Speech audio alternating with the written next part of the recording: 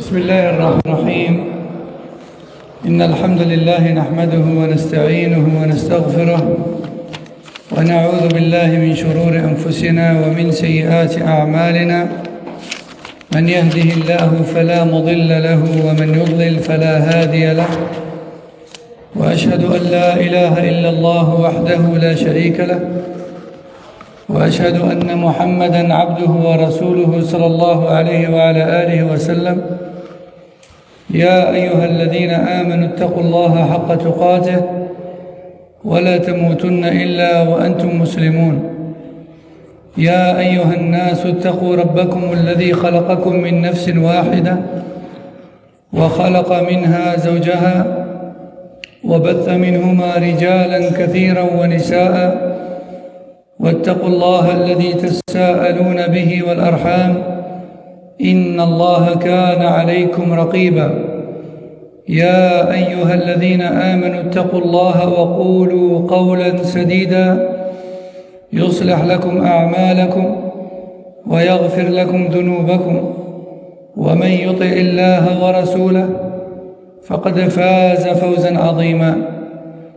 أما بعد، فإن أصدق الحديث كتاب الله، وخير الهدي هدي محمد صلى الله عليه وسلم، وشر الأمور محدثاتها، وكل محدثة بدعة، وكل بدعة ضلالة، وكل ضلالة في النار. أما بعد، فنأخذ اليوم المقصود بالسنة. نأخذ اليوم المقصود بالسنة. قال المؤلف حفظه الله تعالى: لما كان من المعروف أن من مسميات أهل السنة والجماعة السلفيون، فيحسن التعريف بالسنة في اللغة وفي الاصطلاح، ثم بعد ذلك نعرج على التعريف بمسميات أهل السنة والجماعة وذكر سبب ذلك. Donc le cheikh dit dans ce premier chapitre, qui est dédié à la définition de la sunna. Donc qu'est-ce que la sunna? On entend souvent parler de la sunna, les gens de la sunna, suivre la sunna. Qu'est-ce que la sunna? Et puisque le groupe de vérité, c'est le groupe, ou plutôt c'est les gens de la sunna, ou encore les gens de la sunna et du groupe, ou encore les salafiyoun, qui est un synonyme, comme on l'a vu dans les cours précédents, il est donc utile de définir la sunna. Qu'est-ce que la sunna? Puisque nous nous réclamons de la sunna. Qu'est-ce que la sunna? Car il n'est pas concevable de s'affilier à une chose et de se réclamer d'une chose sans la connaître ou sans en connaître la définition. On va donc voir ensemble ce qu'est la sunna linguistiquement parlant, et puis ensuite religieusement parlant, et puis après cela on parlera, Inch'Allah, des différents noms par lesquels ont été connus les gens de la sunna à travers le temps.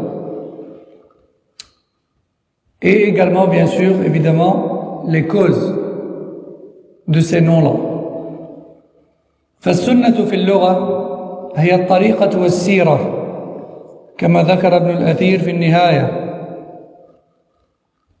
السنة هي الطريقة والسيرة، حسنة كانت أو سيئة طبعا، فلكل واحد سنة. هذا لغة.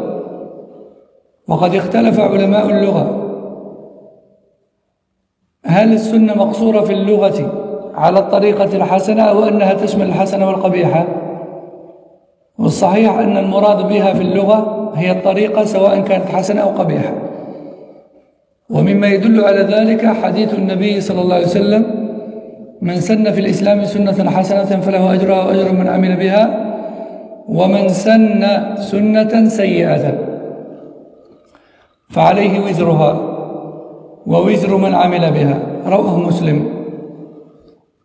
فقسم النبي صلى الله عليه وسلم في هذا الحديث السنة إلى حسنة وسيئة. Donc, tout d'abord, linguistiquement parlant, as-sunnah signifie l'ensemble des habitudes et de la manière de faire d'une personne. L'ensemble des habitudes et des manières de faire d'une personne.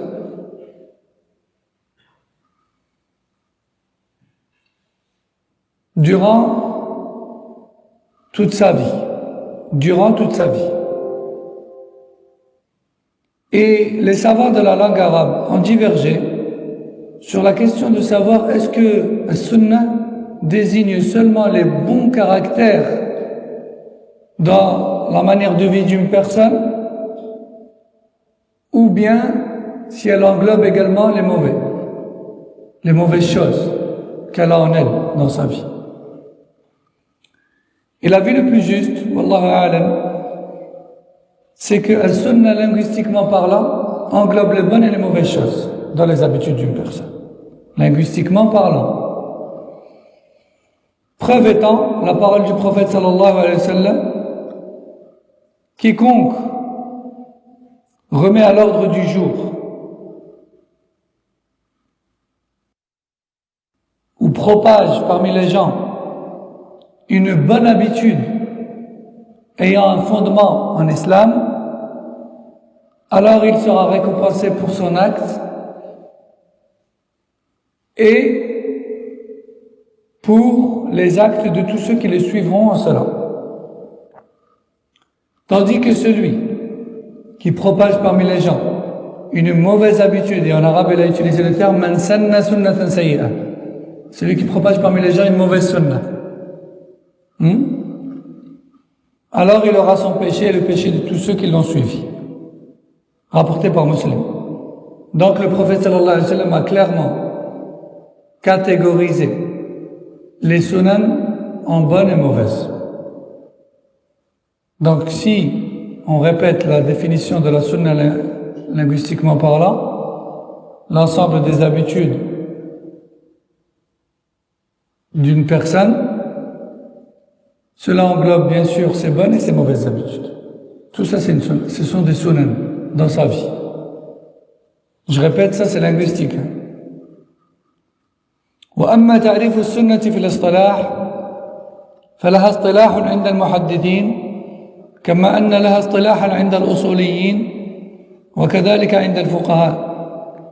ففي اصطلاح المحدثين السنة هي ما أثر عن النبي صلى الله عليه وسلم من قول أو فعل أو تقرير أو صفة خلقية أو خلقية أو سيرة، سواء كان ذلك قبل البعثة أو بعدها. بينما هي يعني السنة في اصطلاح الأصوليين تطلق على ما جاء منقولا عن النبي صلى الله عليه وسلم مما لم ينص عليه في الكتاب، بل إنما نص عليه من جهته صلى الله عليه وسلم كان بيانا لما في الكتاب أولى. يعني سواء يعني عند الأصوليين السنة هو كل ما ليس في القرآن، ما جاء عن النبي صلى الله عليه وسلم وليس في القرآن فهو السنة عندهم، سواء كان هذا المأثور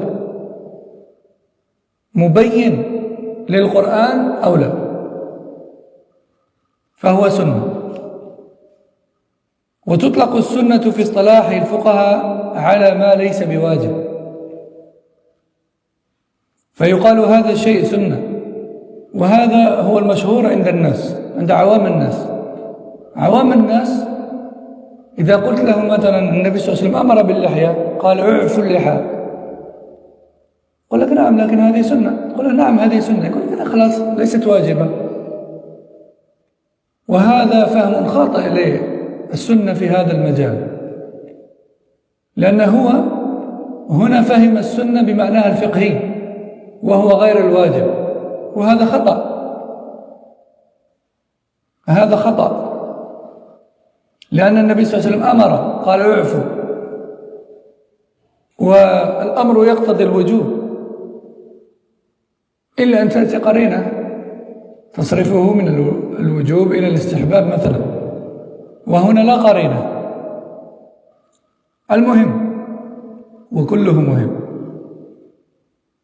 الفقهاء عندهم يعني في علمهم في فنهم السنة هو ما ليس بفرض ولا واجب ولا محرم ولا مكروه. فالسنة عندهم بمعنى المستحب أو المندوب عند الفقهاء. لكن السنة عند كثير من السلف، وهي السنة التي نقصدها في هذا الكتاب، أوسع من ذلك، إذ يعنون بالسنة معنى أوسع من معناها عند المحدثين أو الأصوليين أو الفقهاء، إذ يعنون بالسنة موافقة الكتاب وسنة رسول الله صلى الله عليه وسلم وأصحابه، سواء في أمور الاعتقادات أو العبادات، ويقابلها البدعة. Alors la sunna, dans le vocabulaire religieux, tout d'abord il faut savoir que chaque domaine scientifique islamique a sa propre définition de la sunna. Chaque domaine scientifique. Et si tu te spécialises dans la science du hadith, la sunna pour toi, dans ton domaine, dans ta spécialisation, elle va avoir une certaine définition. Si ta spécialisation, ta spécialité, ta vocation, dans quoi tu te spécialises, c'est les fondements de la jurisprudence, eh bien dans ta science à toi et dans ton domaine, la sunna va avoir une autre définition. Si tu t'intéresses plutôt à la science de la jurisprudence proprement dit, là, encore une fois, la sunna pour toi, dans le domaine que tu vas apprendre, la sunna va avoir encore une autre définition. Alors, par exemple, chez les savants du hadith, la sunna, pour eux, c'est tout ce qui a été rapporté du prophète sallallahu alayhi wa sallam, sans exception, parmi les paroles ou les actes, ou les approbations, ou les descriptions, qu'elles soient comportementales ou physiques. Et que cela soit avant la prophétie ou après la prophétie. En gros, tout, absolument tout, ce qui a été rapporté de lui, alayhi salam, pour eux, ça va du hadith, yani, des textes rapportés, des informations du passé. Pour eux, tout ça, c'est sunna. Tout ce qui a moyen de trouver comme information rapportée le concernant, alayhi salam, c'est sunna. Même une description physique, pour eux, ça fait partie de sunna. Parce que leur domaine et leur science, et leur domaine, c'est le hadith. C'est tout ce qui est rapporté. Donc, dans leur domaine à eux, sunna, c'est tout ce qui est rapporté de lui. Parole, acte, approbation, description physique, comportementale, avant ou après la prophétie. Peu importe. Tout ça, c'est sunna pour eux. Un sunna, chez les savants, des fondements de la jurisprudence. Pour ceux qui ne savent pas ce que sont les fondements de la jurisprudence, en quelques mots, c'est la science qui englobe les règles et les outils d'analyse des textes. En gros, c'est la science qui te permet d'analyser et de décortiquer les textes afin d'en tirer les règles de la religion, en fait. En fait, même pour comprendre un verset ou un hadith et d'en tirer les enseignements contenus, qui y sont contenus, c'est pas donné à n'importe qui. Il y a une certaine science, qui englobe ce qu'on appelle les outils d'analyse. Et qui s'appelle usul al-fiqh, les fondements de la jurisprudence. Eux, les savants des fondements de la jurisprudence, pour eux, dans leur science, dans leur domaine, le terme sunna signifie tout ce qui est rapporté du prophète sallallahu alayhi wa sallam n'étant pas dans le Coran. Parce que eux, en fait, ils traitent les sources des preuves. Ils traitent pas les preuves en détail de chaque chose. Ils traitent les sources des preuves, en fait. Eux, leur domaine consiste à affirmer les sources desquelles on tire les enseignements religieux et comment les comprendre. C'est tout. Ils vont pas plus loin. Par exemple, pour eux, les sources, c'est le Coran, c'est le Sunnah, c'est l'Ijma' et le Qiyas al-Sahih, l'analogie correcte, selon ses règles et ses conditions. Ça, ce sont les 4 premières sources sur lesquelles il n'y a pas de divergence. Et ensuite, après ça, vient Qawl al-Sahabi, l'Istihsan, etc., qui sont d'autres sources encore. Et puis ensuite, après ça, eux, ils vont traiter aussi les règles qui permettent de comprendre ce que veulent dire les textes qui se trouvent dans ces sources-là.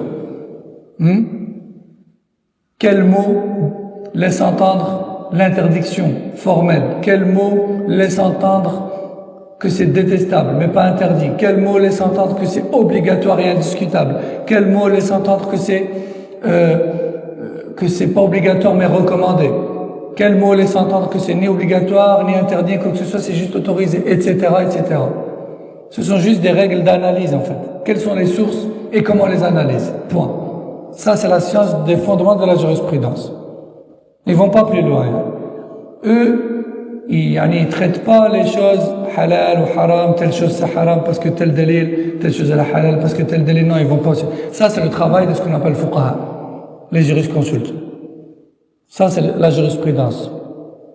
La jurisprudence, en fait, c'est le résultat des fondements de la jurisprudence. Et on ne peut pas faire de jurisprudence sans être passé par les fondements de la jurisprudence. Sinon, on ne va pas savoir de quoi on parle. De quoi ça parle.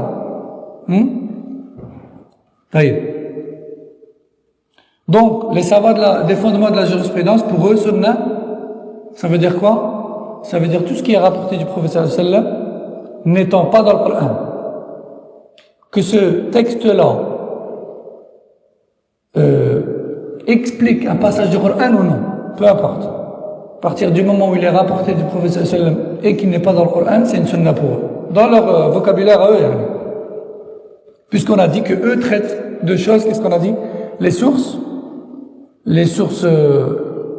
valables des enseignements religieux, et ensuite, après avoir traité les sources, qu'est-ce qu'ils traitent d'autre? Les règles permettant l'analyse de ces sources, de ces textes. Maintenant, le fuqaha, les jurisconsultes, les savoirs de la jurisprudence. Pour eux, sunnah, ça veut dire non obligatoire. Recommandé, non obligatoire. Et ça, c'est la définition de la sunnah la plus célèbre chez les gens. En général, la musulmane, lorsque tu lui dis ça c'est sunnah, qu'est-ce qu'il comprend?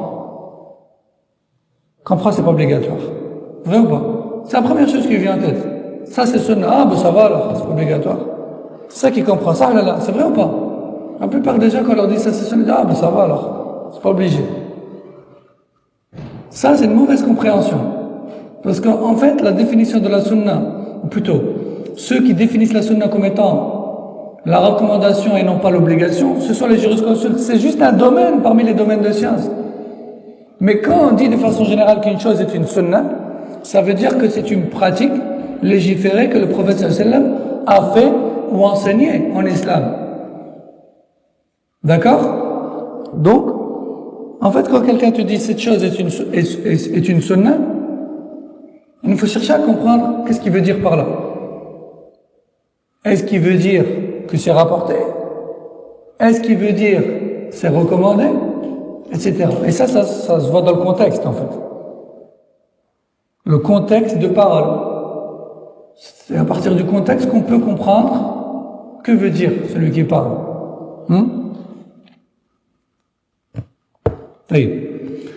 Donc tout ça, on a vu que la sunna a plusieurs définitions en fonction des domaines de science, les savoirs du hadith, les savoirs des fondements de la jurisprudence, les savoirs de la jurisprudence, d'accord?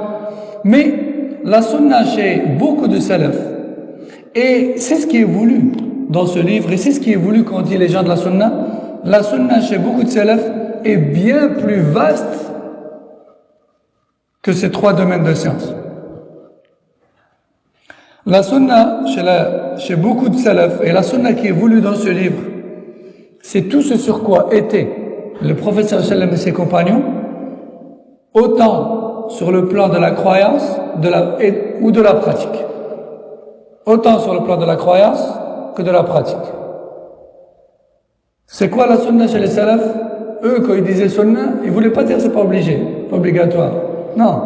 Eux, quand ils disaient ça c'est sunna, ils voulaient dire par là, ça, c'est la croyance de Mohammed sallallahu alayhi wa sallam et ses compagnons. Ou bien ça, c'est la pratique de Mohammed sallallahu alayhi wa sallam et ses compagnons. وَيُقَابِلُهَا الْبِدْعَةِ. Et le contraire de la sunna, sur base de cette définition-là qui est bien plus générale, le contraire de cette sunna, c'est le bid'ah. C'est le bid'ah. Alors revenons à la définition de sunna chez les gens de la jurisprudence. On a dit que eux, quand ils disent sunna, ils veulent dire par là quoi? Que c'est pas obligatoire, ça? C'est recommandé et non pas obligatoire. Taïb, le contraire chez eux. Le contraire de sunna, c'est quoi? On l'a déjà vu ça dans certains cours. Le contraire de recommandé, c'est quoi?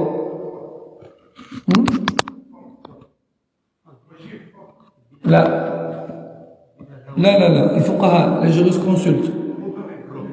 Non, non plus. Non plus. Le contraire de ce qui est meilleur. Aïwa, barakallahu fik. C'est exactement ça. Khilaf al-awla. En fait, le contraire de mustahab, le contraire de sunnah dans le fiqh, c'est pas makruh. Le contraire, c'est khilaf al-awla. Parce qu'en fait, le fait de dire wajib, makruh, mustahab, muharram, mubah, ça c'est ce qu'on appelle un hukm shara'i. Ça, ce sont des ahkam, ce sont des verdicts religieux. Et le verdict, c'est qui le décide? C'est Allah Jalla wa Ala. Donc pour donner un verdict sur une chose, il faut qu'on ait une preuve de la part d'Allah Jalla wa Ala.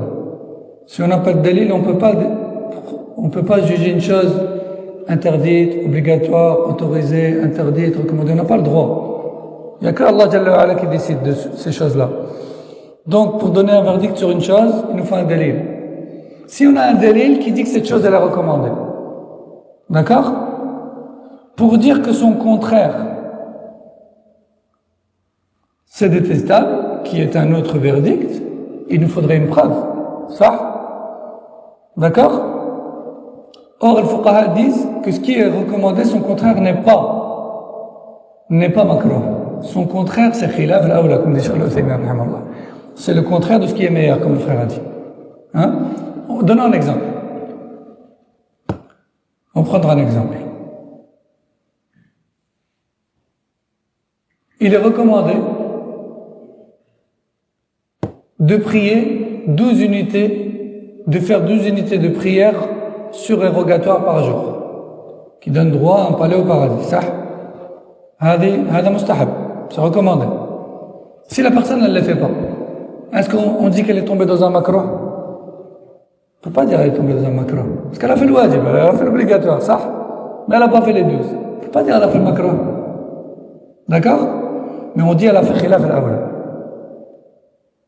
Elle a délaissé ce qui est meilleur. Ou bien elle a fait ce qui n'est pas le mieux. Elle a délaissé le mustahab. Et le contraire de le mustahab, c'est khilaf al-awla. Le contraire de ce qui est meilleur. Taïb.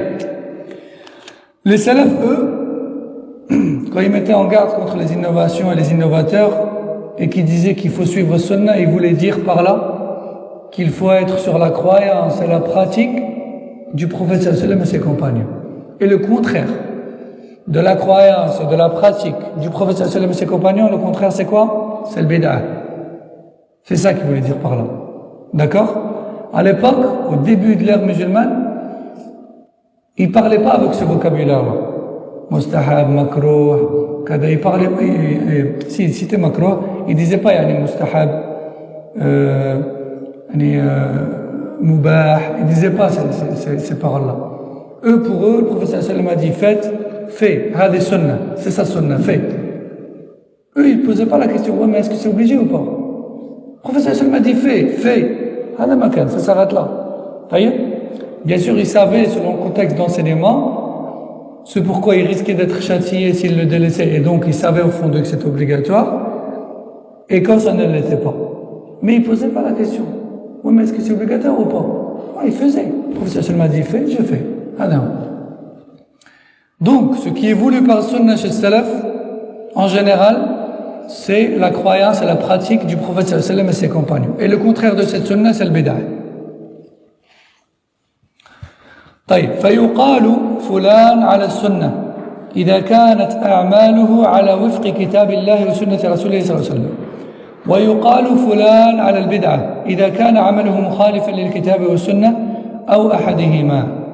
يقول شيخ الإسلام ابن تيمية رحمه الله ولفظ السنة في كلام السلف يتناول السنة في العبادات والاعتقادات وإن كان كثير ممن صنف في السنة يقصدون الكلام في الاعتقادات. ويقول أيضا رحمه الله في الحموية السنة هي ما كان عليه رسول الله صلى الله عليه وسلم اعتقادا واقتصادا وقولا وعملا. ويقول ابن رجب رحمه الله وكثير من العلماء المتأخرين يخص السنة بما يتعلق بالاعتقاد، متأخرين في عصره يعني، يخص السنة بما يتعلق بالاعتقاد لأنها أصل الدين، يعني أهم ما كان عليه الرسول صلى الله عليه وسلم وأصحابه العقيدة، لأنها أصل الدين والمخالف لها على خطر عظيم. ذكر ذلك في كتابه جامع العلوم والحكم. قلت يعني المؤلف فالسنة إذا أطلقت في باب العقائد إنما يقصد بها الدين كاملا لا ما اصطلح عليه علماء الحديث وعلماء الأصول وعلماء الفقه. قال الإمام ابن رجب رحمه الله أيضا السنة هي الطريق المسلوك فيشمل ذلك التمسك بما كان عليه النبي صلى الله عليه وسلم وخلفائه الراشدون من الاعتقادات والأعمال والأقوال. وانتهى هذا الباب أيضا. Donc, nous disons d'une personne qui suit la sunna, nous disons d'une personne qu'elle suit la sunna si ses actes et paroles sont conformes au contenu du Coran et de la sunna du prophète sallallahu alayhi wa sallam. Et nous disons d'une personne qu'elle est sur la bid'a si ses paroles et ses actes contredisent le Coran et la sunna du prophète sallallahu alayhi wa sallam, ou l'un des deux. Cheikh l'Islam Ibn Taymiyyah rahimahullah dit le terme as-sunnah dans le vocabulaire des pieux prédécesseurs désignait l'ensemble de la religion, c'est-à-dire la croyance et la pratique. Même si beaucoup de salaf désignent avec le terme as-sunnah dans leurs livres la croyance. Parce que nous on a dit quoi? On a dit que la sunnah c'est ce sur quoi était le prophète sallallahu alayhi wa sallam et ses compagnons, ça. Et la chose la plus importante sur laquelle étaient le prophète sallallahu alayhi wa sallam et ses compagnons, n'est-ce pas la croyance? C'est la croyance, c'est la chose la plus importante. C'est ça qui les différencie, c'est ça qui différencie le musulman de le kafir. Ça, c'est la croyance. Mais c'est ça qui c'était la chose la plus importante qui les distinguait des mushrikines. C'était leur aqidah, leur tawhid. C'est pour ça que Cheikh l'Islam Ibn Taymiyyah ici il dit la sunna dans le vocabulaire des salafs, c'était toute la religion en fait. La croyance et la pratique du prophète sallallahu alayhi wa sallam et ses compagnons. Même si la plupart des imams, même si beaucoup d'imams désignent par le terme sunna dans leur livre la croyance du prophète sallallahu alayhi wa sallam et ses compagnons. Pourquoi? Parce que c'est la chose la plus importante sur laquelle ils étaient dans la sunna, et c'est aussi le domaine le plus dangereux et dans lequel la communauté s'est le plus divisée. L'aqida. Cheikh l'Islam Ibn Taymiyyah dit également dans son livre Al-Hamawiyya, il dit As-Sunnah, c'est tout ce sur quoi était le messager d'Allah sallallahu alayhi wa sallam dans la croyance, les paroles et les actes.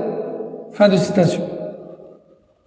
L'imam Ibn Rajab al-Hanbali rahimahullah dit, à son époque, il dit, beaucoup de savants contemporains, c'est-à-dire à son époque, visent particulièrement la croyance avec le terme as-sunnah.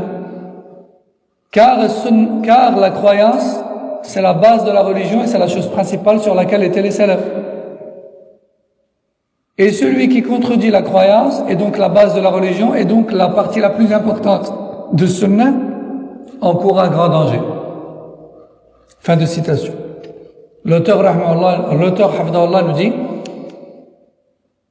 donc, lorsque nous voyons le terme As-Sunnah dans un livre de Aqidah, nous savons que cela désigne la religion au complet, et non pas la Sunnah avec sa définition chez les savants du hadith, ou bien de la jurisprudence, ou bien des fondements de la jurisprudence. Taïeb. Fin de citation. L'imam Ibn Rajab rahimahullah dit, As-Sunnah, c'est le chemin emprunté en religion. As-Sunnah, c'est le chemin emprunté en religion, c'est-à-dire le chemin des premiers. Dit autrement, c'est le fait de s'attacher à tout ce sur quoi était le prophète sallam et ses califes bien guidés, autant sur le plan de la croyance que des actes, que des paroles. Fin de citation. Et ainsi on a terminé le chapitre pour aujourd'hui, Inch'Allah. Quelques questions pour voir. Quelle est la définition de la sunna linguistiquement parlant? Linguistiquement parlant. Qui peut me répondre à cette question? Comment tu t'appelles? Mohamed? Inch'Allah. Dis-moi.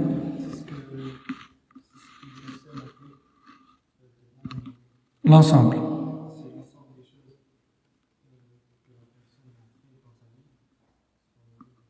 C'est mieux de dire l'ensemble des habitudes. Parce qu'une sunna, en général, c'est des choses qu'on répète, en fait. On répète tout le temps, qu'on a l'habitude de faire. Mais sinon, c'est bon. Donc, c'est l'ensemble des habitudes d'une personne dans sa vie. Très bien. Ça, c'est sunna. Linguistiquement parlant. Qui peut me donner la définition de sunna chez Salaf, de façon générale? Fadal Mahdi. Seulement les actes?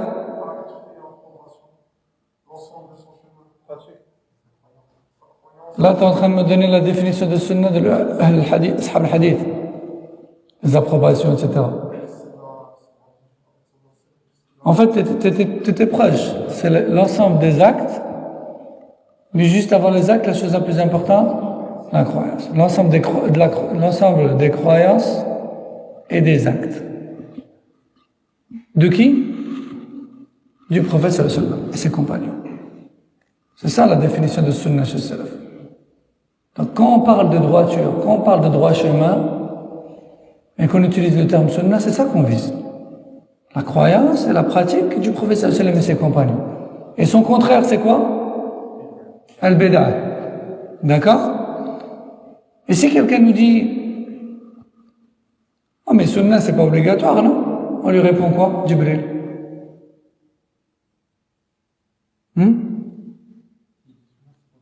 S'il dit, ouais, mais tu parles de la sunna comme si c'était une chose obligatoire, mais sunna, c'est pas obligatoire. Qu'est-ce qu'on lui répond? C'est vague. Naam. Exactement. Tu vises quelle définition de la sunna? Dans quel domaine? Et évidemment, lui, là, il a donné la définition de la sunna dans quel domaine? Jurisprudence. Dans la jurisprudence. Or, la discussion, elle ne parle pas de jurisprudence, elle parle de droiture dans la religion. Voyez?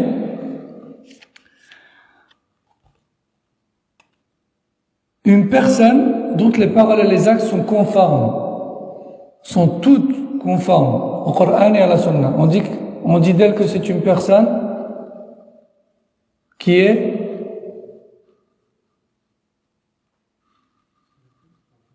une personne sur la Sunna. C'est qui l'a dit? Une personne dont les paroles et dont toutes les paroles et les actes sont conformes au Coran et à la Sunna, on dit d'elle que c'est une personne qui est sur la Sunna. D'accord? Taïb, une personne dont les paroles et les actes ou dont la croyance contredit le Coran ou la Sunna, ou bien l'un des deux, on dit d'elle que c'est une personne qui est sur la bid'ah. Bien sûr, là, pour l'instant, c'est vague, enfin, c'est général plutôt. D'accord? C'est pas toute contradiction à n'importe quel verset ou n'importe quel hadith qui fait de nous une personne de la bid'a. D'accord? Tout comme ce n'est pas la mise en pratique de tout verset ou tout hadith qui fait de nous une personne garantie sur la droiture, sans problème. Pour l'instant, on est général. On reste général. Au fur et à mesure qu'on avancera dans le livre, Inch'Allah, on va faire plus de précision. Mais en gros, c'est ça. On va s'arrêter ici pour aujourd'hui. Alhamdulillah. Subhanakallahumma wa bihamdik. أشهد أن لا إله إلا أنت أستغفرك وأتوب إليك وصلى الله وسلم على النبي محمد وعلى آله وصحبه السلام عليكم ورحمة الله وبركاته